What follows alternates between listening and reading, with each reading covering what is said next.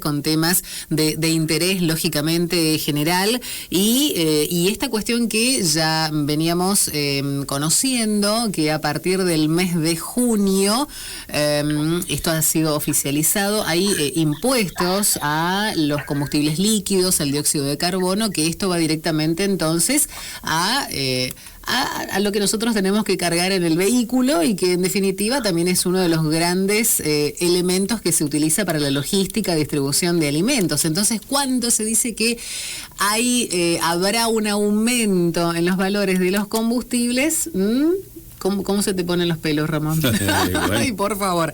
Bueno, queremos conocer entonces en qué va a consistir y cómo va a impactar este aumento de estos impuestos finalmente en el valor, en el precio de los combustibles. Y ya estamos en comunicación telefónica con Nicolás Brea, representante de la empresa Action en Misiones. Buenos días, Nicolás, bienvenido a Radio Identidad. Aquí te saludamos, Ramón, María Fernanda, ¿cómo te va? Hola, buen día, ¿cómo están ustedes? Un gran abrazo para ambos y para toda la mesa y el público presente. Bueno, ¿cómo están? Muy amable, muchísimas gracias por atendernos. Bueno, no, por favor. Pusimos en la mesa, contanos un poquito, ordenanos acá las piezas para ver cómo vamos a tener que hacer. ¿Cómo va a impactar esto entonces del aumento de los impuestos al valor de los combustibles? Mira, si se cumple lo que está dispuesto en el boletín oficial, convengamos que esto ya se decidió el mes pasado, por eso te digo si se cumple, de acuerdo a los parámetros que vienen realizando para bajar el índice inflacionario, lo que habría que ajustar es el impuesto interno, que se ajustaría un 12%, y la tasa hídrica entre un 12 y un 20%, ¿sí? Ahora, ambos conceptos no forman el precio total del combustible, o sea, del litro, ¿no? O sea, el combustible está formado por el costo básico, el impuesto interno, la tasa hídrica y el IVA. Si eso se pondera y cumpliendo lo que dice el boletín oficial o la normativa de la Secretaría de Energía, el impacto en el precio de los combustibles rondaría entre un 4 y un 5%, que eso es lo que sería absorbido por el precio del consumidor, porque todo eso se traslada al precio, ¿no? Claro. O sea que si vos hoy tenés un combustible ponderado en la provincia de Misiones, en la nafta grado 2, que es lo que más lleva a la gente hoy de acuerdo a la situación económica, de 1.037 pesos deberías aplicar un 5% y andaría en 1.100 pesos más o menos, 1.100, 1.110 más o menos sería el aumento. Sí, entre 50 y 60 pesos sería lo que aumentaría el combustible. Pero siempre te vuelvo a insistir, siempre teniendo presente que no se difiere la norma. El mes pasado ya se difirió. Lo que pasa es que el mes pasado, cuando se difirió la norma, las petroleras aumentaron básicos, aumentaron costo de producto. Y eso aumentó un 4%. Por eso subió el combustible el mes pasado 50 pesos. Pero esa es más o menos la correlación de lo que se puede llegar a dar. ¿Sí? Correcto. ¿Y se estima que ya sería para este mismo sábado que las empresas estarían cambiando los valores en las pizarras? ¿Ya sería el 1 de junio?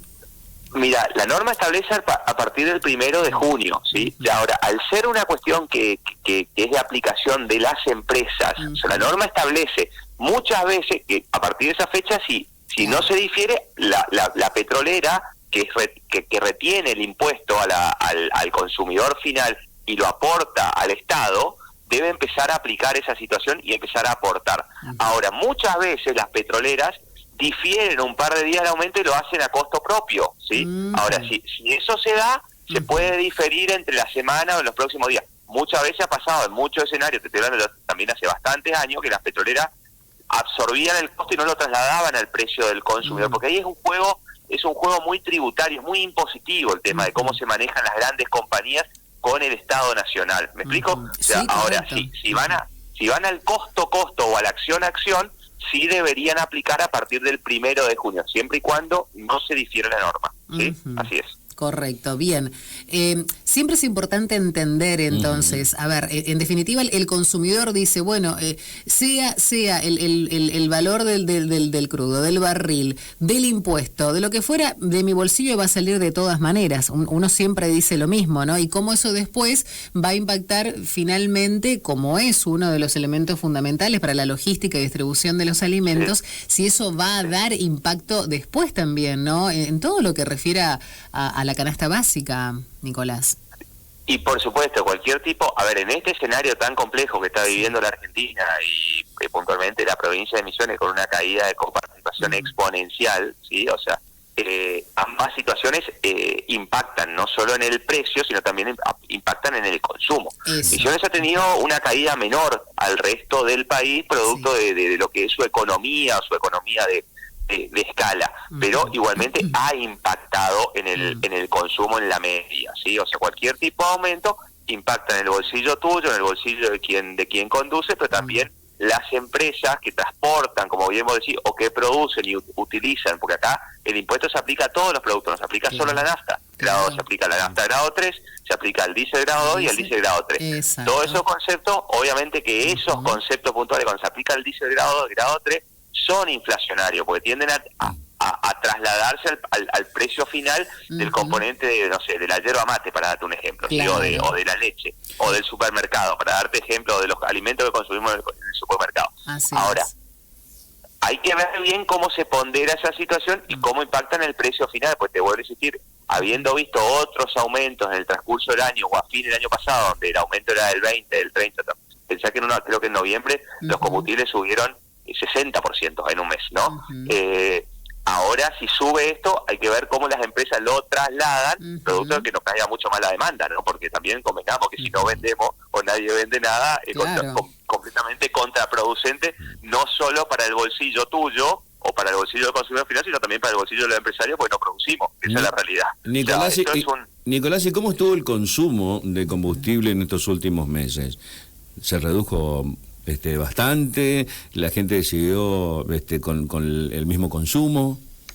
No, el consumo ha caído, ¿sí? O sea, hay estaciones de servicio que cayeron mucho más, te diré que entre un 30 y un 40%. Nosotros, al haber tenido un techo, cuando fue el momento asimétrico que venía mucho el mercado extranjero a la provincia de Misiones, hemos siempre apostado al público local. Entonces, en nuestro caso puntual, la caída ha rondado entre un 15 y un 20, que también es una caída no menor para esta situación.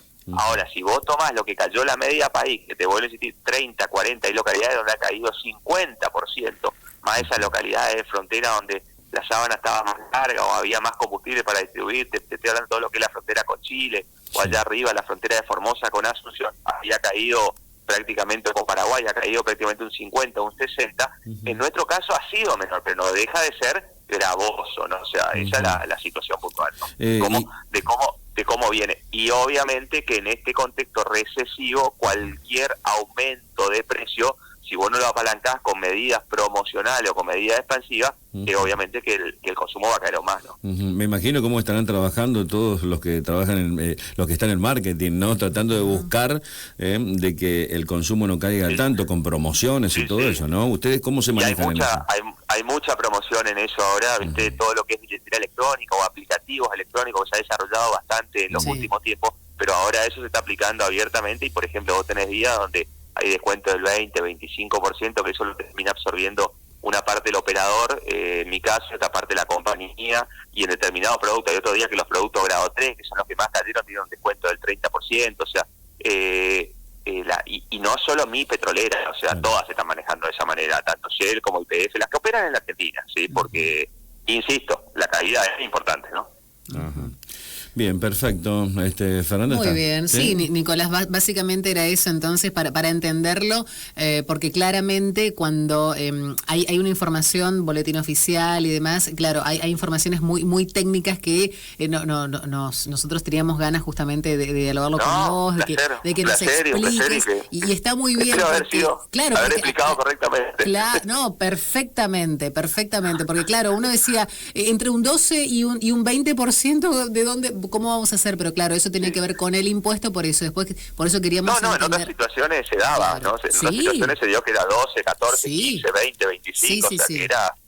yo entiendo, me pongo en la situación empática del otro lado y entiendo la mirada del consumidor y de la gente, porque obviamente es gravoso para el escenario que vive hoy la Argentina. Totalmente. La verdad.